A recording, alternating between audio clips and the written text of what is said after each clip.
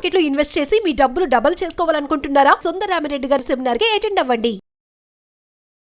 నమస్తే, welcome back to Suman TV. Present మనతో పాటు ఉన్నారు అమెరికాలో 24 ఇయర్స్ నుంచి ఉంటున్నటువంటి ఎంఎన్సీ ఎగ్జిక్యూటివ్ వీరభద్రరావు గారు.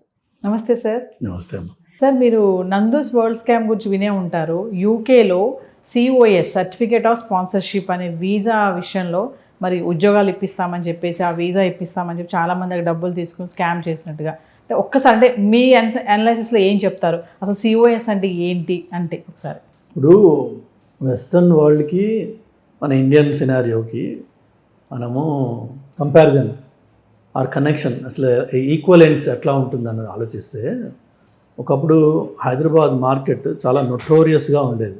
దేనికి అంటే, ఒక 1000 IT కంపెనీస్ రిజిస్టర్ చేసి ఉన్నట్టయితే అందులో 40% పైన జస్ట్ పేపర్ మీదే కంపెనీ ఉన్న దాఖలాలు మనకు ఉండేవి. నేను ఫస్ట్ అమెరికాకి వెళ్ళిన రోజుల్లో US ఎంబసీ చెన్నైలో ఉండేది. తెల్లవారి 3 గంటలకి 2 గంటలకి వెళ్ళి లైన్లో నిలబడి వీసా స్టాంపులు చేయించుకున్న రోజులు ఉండేవి. కుక్కలతోటి, మనుషులతోటి, పందులతోటి అక్కడ బిచ్చగాళ్ళు పడుకుంటే వాటితో పాటు మనం కూడా నిలబడాలి, కూర్చోవాలి. కానీ మళ్ళీ అందంగా ఉండాలి. ఎందుకంటే పొద్దున్న వాడు విండో తెరవగానే మీరు క్లీన్గా కనిపించాలి వాడికి. మీరు అడుక్కునే వాళ్ళ వెళ్ళలేరు. కానీ రాత్రంతా వాడి పక్కన చావాలి. సో చాలా కష్టపడ్డాం ఆ రోజుల్లో. కానీ అప్పట్లో చెన్నై ఎంబసీకి వెళ్తే హైదరాబాద్ వాడు అనగానే తీసి పక్కన పెట్టేవాళ్ళు ఫర్ 2 రీజన్స్. ఒకటేమో మన దగ్గర నుంచి ఇచ్చిన కంపెనీస్ వాటి ఎక్స్పీరియన్స్ అన్నీ దొంగ అన్నది వాళ్ళకి తెలిసిపోయింది. అట్లానే మన దగ్గర నుంచి వెళ్ళిన సర్టిఫికెట్స్ చాలా దొంగ సర్టిఫికెట్స్ ఉండేవి. దాంతో చాలా మటుకు 238G అని ఒకటి ఉండేది. అంటే సాఫ్ట్ రిజెక్షన్. అది యాక్చువల్లీ ఇన్ సెన్స్ అది సాఫ్ట్ రిజెక్షన్. బట్ మేము will come back to you అంటాడు వాడు. There is no coming back. అలాగా హైదరాబాద్ ఒకప్పుడు నొటోరియస్గా ఉండేది. సిమిలర్గా చూసినట్టయితే మీరు అమెరికాలో కానీ యూకేలో కానీ మీరు ఒక యూనివర్సిటీ పెట్టడానికి రిక్వైర్మెంట్స్ ఏంటి, లేకపోతే ఒక బిజినెస్ పెట్టడానికి రిక్వైర్మెంట్ ఏంటి? మీరు ఇక్కడ కూర్చుని నవీన గారు వయోమింగ్ స్టేట్లో మీరు ఒక కంపెనీ ఓపెన్ చేయొచ్చు మీ పేరు మీద. మీ ఇంట్లో ఫ్యామిలీ అందరినీ దాంట్లో బోర్డ్ ఆఫ్ డైరెక్టర్స్గా పెట్టి మీరు ఒక కంపెనీ పెట్టేసేయచ్చు. Okay, complete 100% legal. దాన్ని పట్టుకుని మీరు ట్రాన్సాక్షన్స్ చేయొచ్చు. దాన్ని పట్టుకుని నందూస్ వాళ్ళు ఇచ్చిన స్పాన్సర్షిప్ మీరు కూడా ప్రయత్నం చేయొచ్చు. అమెరికాలో జరిగేది ఏంటంటే, మీరు ఒకవేళ ఎవరన్నా నేను హైర్ చేయదలుచుకున్నాను అంటే అది బయట నుంచి తీసుకొచ్చిన లేబర్ అయితే H1 కావాలి. లోకల్ హైరింగ్ అయితే మీకు అలాంటివి ఏమీ లేదు. మీరు జీతం ఇస్తారు కదా. సో లోకల్ హైరింగ్ అవుతుంది. మీరు పేరోల్ నడుపుతారు. పేరోల్ నడుపుతున్న ప్రతి వాడికి కొన్ని స్టేట్ లెవెల్ రిక్వైర్మెంట్స్ ఉంటాయి, ట్యాక్సెస్ ఉంటాయి. సో అది ఫైల్ చేస్తారు. అలాగా ఇటుగా యూకేలో కూర్చున్నప్పుడు మీరు కంపెనీ రిజిస్టర్ చేయడం అన్నదానికి అసలు ఏమీ ప్రీరిక్విజిట్ లేదు. నిన్న రాత్రి మేము అనుకుంటున్నాము, యూకేలో మీరు యూనివర్సిటీస్ చాలా ఉన్నాయి. అక్కడ 2 రూమ్స్ ఉన్న సెటప్కి వాడికి ఒక పేరు, ఒక యూనివర్సిటీ మొత్తం హంగామా అంతా ఉంది. ఆ దగ్గర ఉన్నది ఏంటంటే 2 రూమ్స్. మేబీ మీ ఫ్లోర్ కంటే కూడా చిన్న ప్లేస్ వాడిది. అలా క్రియేట్ చేస్తారా? అంతే. Just it's called a facade. It's just name plate, board ఉంది. అది కూడా రోడ్డు మీద ఎక్కడ ఉండదు, ఆన్ ద పేపర్. అంటే సార్, ఇప్పుడు ఇది COS అంటున్నాం కదా, ఈ సర్టిఫికేట్ ఆఫ్ స్పాన్సర్షిప్ ఏంటి సార్ అసలు ఇది? జస్ట్ లైక్ ఇప్పుడు నేను మొన్న నా ఫ్రెండ్ ఒక ఆయన్ని యూఎస్కి ఇన్వైట్ చేశాను. చేసినప్పుడు నేనేమంటున్నానంటే, నా ఫ్రెండ్ నేను ఇన్వైట్ చేస్తున్నా, నా ఫ్రెండ్ డీటెయిల్స్ ఇవి, నేను ఆయనకి స్పాన్సర్షిప్ ఇస్తున్నాను అంటే ఆయన వచ్చి అమెరికాలో ఉన్నప్పుడు ఆయనకి జరిగే అన్ని ఎక్స్పెన్సెస్కి నేను భరిస్తాను. ఏమన్నా సడన్గా మెడికల్ ఎక్స్పెన్సెస్ వచ్చాయి. సో ఏంటంటే మీరు గవర్నమెంట్కి ఒక అష్యూరెన్స్ ఇస్తున్నారు, ఈ వచ్చే వ్యక్తికి అయ్యే ఖర్చుల్లో నేను భరిస్తాను, అతను స్టేట్ మీద వచ్చి భారం కాడు. అంటే ఎమర్జెన్సీలో వెళ్ళి అడ్మిట్ అయిపోతే ఎవరికైనా సరే మీకు ముందు ట్రీట్మెంట్ చేయాలి అన్నది రూల్ అక్కడ అమెరికాలో. డబ్బులు కట్టు తర్వాత నీకు వచ్చి సూది పెడతాను కాదు, ముందు వాడిని కేర్ తీసుకుని తర్వాత వాళ్ళు ఇన్సూరెన్స్ గురించి కానీ డబ్బుల కోసం కానీ పర్సూ చేస్తారు. కొన్ని కేసెస్లో యూఎస్లో ఎలా ఉంటుందంటే, ఏమీ లేనివాడు వెళ్ళి అడ్మిట్ అయిపోయాడు, వెళ్ళి ఎమర్జెన్సీలోకి వెళ్ళిపోయాడు, ఇమ్మీడియట్గా అతనికి హార్ట్ ప్రాబ్లం మీద వచ్చింది, వాళ్ళు కేర్ తీసేసుకుంటారు. కానీ మీకు తర్వాత తెలుస్తుంది అతని దగ్గర ఇన్సూరెన్స్ లేదు, అతను ఇల్లీగల్ ఇమిగ్రెంట్ ఏదో ఉంది. ఆ డబ్బులు మొత్తం పోవు. అక్కడ కొన్ని చారిటబుల్ ఆర్గనైజేషన్స్ ఉంటాయి, అవి ఇలాంటి వాటిని ఫండ్ చేస్తాయి.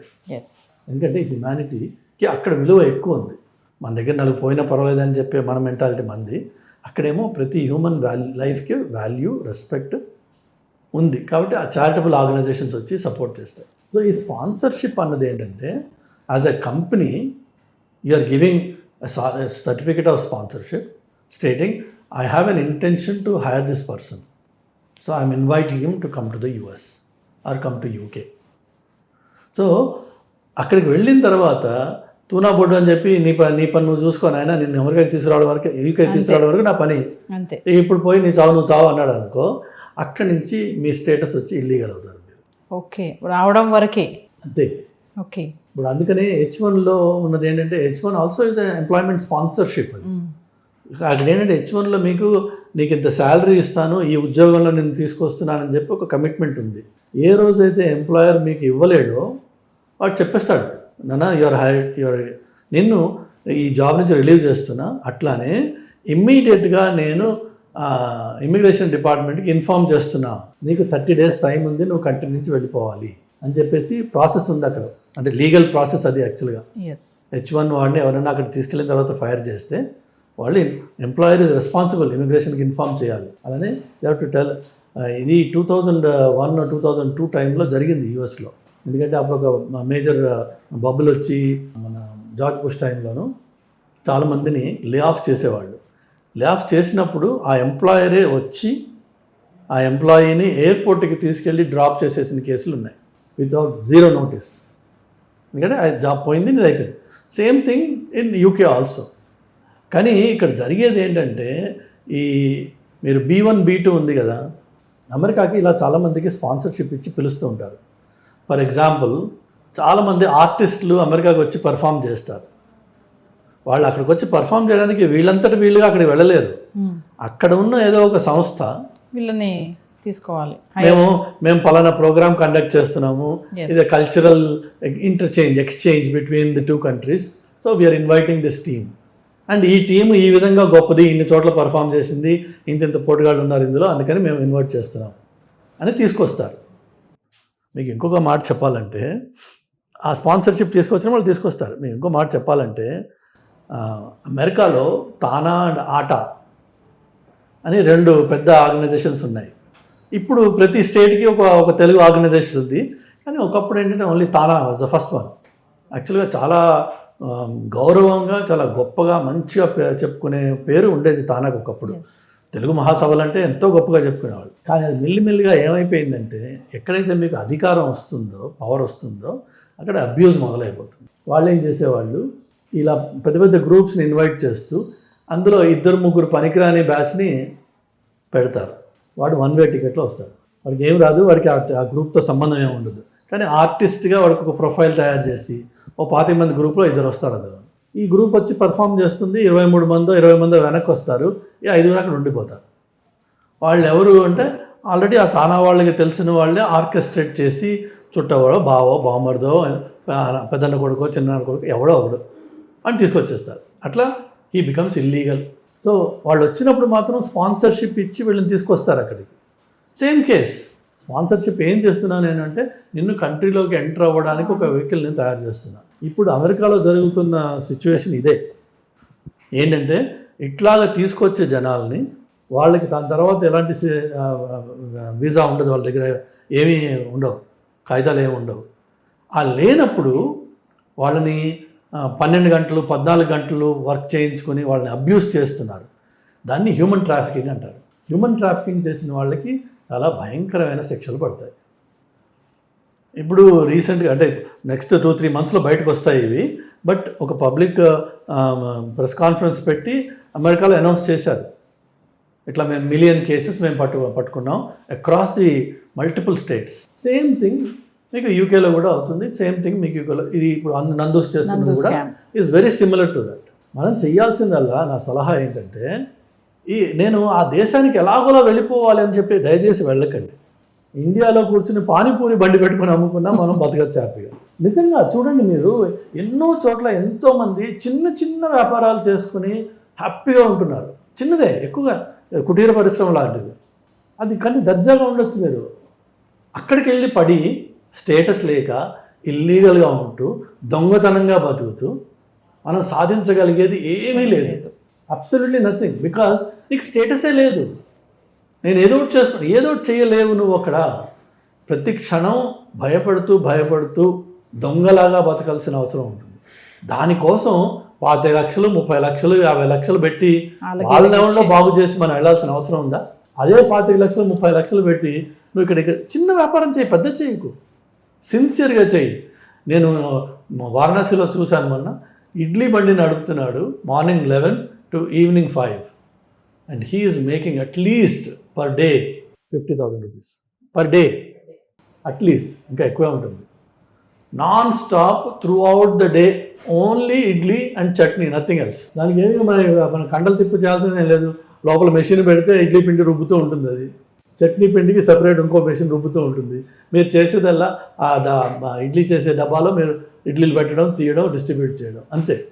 50 లక్షలు ఎవరికో ఇచ్చుకుని దేశానికి వెళ్ళి స్టేటస్ లేకుండా ఒక థర్డ్ క్లాస్ లైఫ్ బతికే బదులు ఇడ్లీ బండి పెట్టుకో హాయిగా ఇండియాలో. నిజమమ్మా, మనకి అంతకంటే బ్రహ్మాండ.